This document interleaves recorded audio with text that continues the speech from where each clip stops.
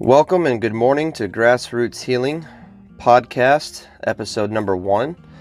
This is my first episode that I have conducted for my podcast, as I will be bringing you the latest research on health and wellness, and also I'll be your narrator in bringing you different topics abroad in the health and wellness realm from many different books and articles and authors. And today we'll be talking about insulin resistance from the Art and Science of Low Carbohydrate Living by Drs. Jeff Volek and Stephen Phinney. So let's begin.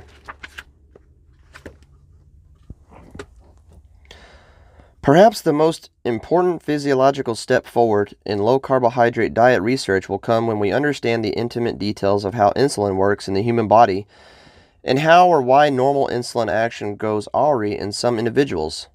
Yes, that's right, we are talking about a future event here.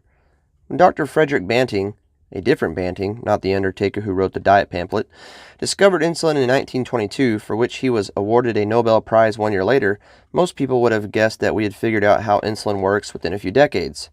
So yes, we do know that insulin binds to a receptor at the muscle cell surface, allowing glucose to be transported across the cell membrane to be used for energy or to replace depleted glycogen levels.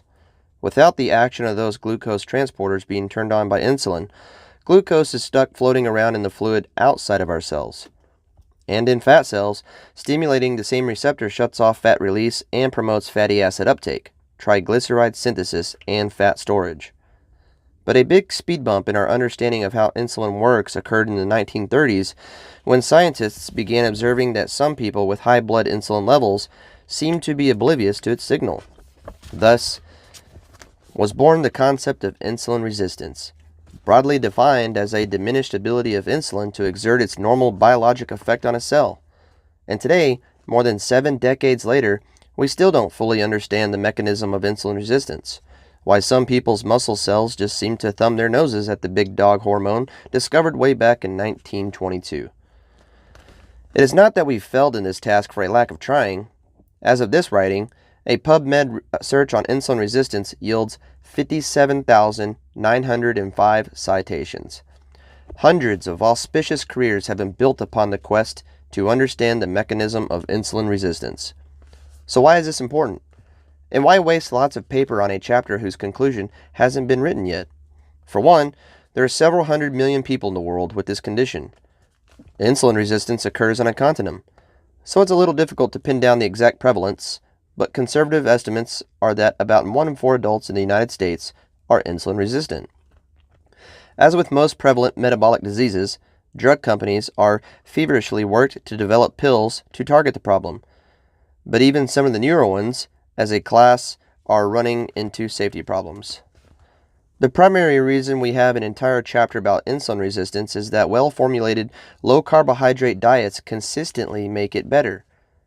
This benefit isn't limited to just the early phase of a low-carb diet when energy intake is reduced.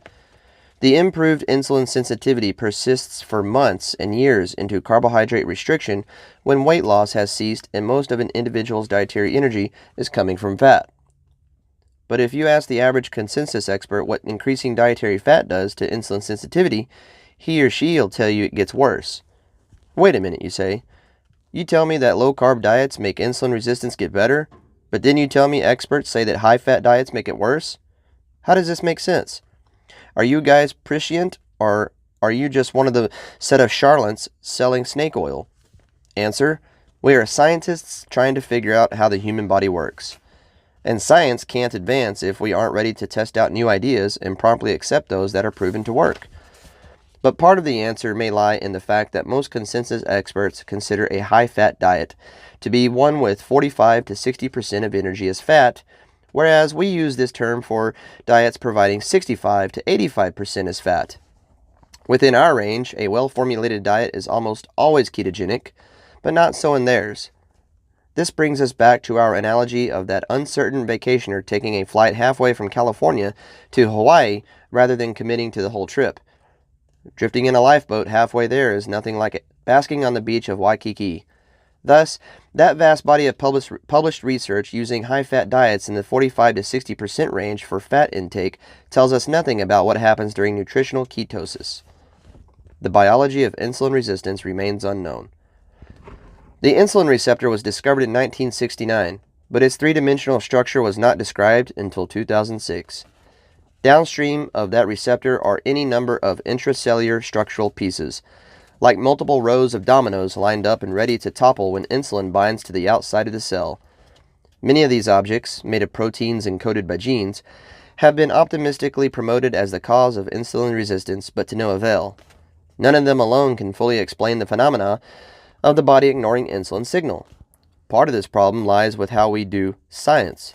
The paradigm of modern science is that we isolate each individual factor and study it in isolation.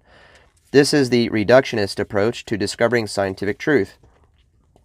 This is straightforward and relatively easy to do, so lots of scientists swear by it. But what if a clinical problem like insulin resistance is not due to a single domino, but rather a number of dysfunctional proteins or other structural materials in combination? The answer? The reductionist approach can't deliver an answer in this situation. If multiple steps in a pathway, working in varying combinations, eventually compromise that pathway's action, the reductionist paradigm fails. But if one takes a more holistic or cosmopolitan approach to assessing the problem, the cause of the problem might be better appreciated. The rest of this chapter will offer what we think is a credible scenario that explains why and how insulin resistance gets better on a low-carbohydrate diet. Carbohydrate increases insulin. The primary stimulator of insulin release from the pancreas is dietary carbohydrate. In contrast, an equal amount of dietary energy as fat has virtually no effect on insulin levels. This may be obvious for educated individuals trained in nutrition and medicine, but it's worth emphasizing because it provides a theoretical construct for why a low-carbohydrate diet works well in people with insulin resistance. If you consume a high-carbohydrate diet, particularly one with a lot of rapidly digested sugars and refined starches, your body has an increased dependency on insulin to maintain normal metabolic homeostasis. Specifically, the insulin released after a high-carbohydrate meal is necessary to simultaneously inhibit glucose output from the liver and promote glucose uptake by skeletal muscle. Failure of insulin to perform either on these tasks, such as occurs in insulin resistance, will lead to elevated blood sugar, hyperglycemia. What this means is that when carbohydrate intake is high, it puts an increased pressure on insulin to do its job effectively. If you're insulin sensitive, great, you can probably tolerate lots of carbohydrate and not run into metabolic problems. However, if insulin is struggling to perform its duties, increased consumption of carbohydrate just exacerbates an already broken system. A low-carbohydrate diet switches the body's fuel use to primary fat. With that switch turned on, there's less need to regulate hepatic glucose output and markedly reduce sugars in insulin release and glucose uptake. Thus, a low-carbohydrate diet allows less dependence on insulin to maintain metabolic health. Stated another way, if we view insulin resistance as a condition of carbohydrate intolerance, dealing with dietary carbs becomes a burden, and reducing this burden allows the body to function more normally. All right, well, thanks for listening in, and as you can hear, insulin resistance is a big problem here within the United States. And if you'd like to know more about how you yourself can implement a low-carbohydrate, high-fat diet into your lifestyle, leave a comment below with your email. Reach out to me, and I'll try to do the best I can to help you. I am an integrative nutrition holistic health coach. I am also attending the Precision Nutrition Health School, and I also have my ketogenic certification as well.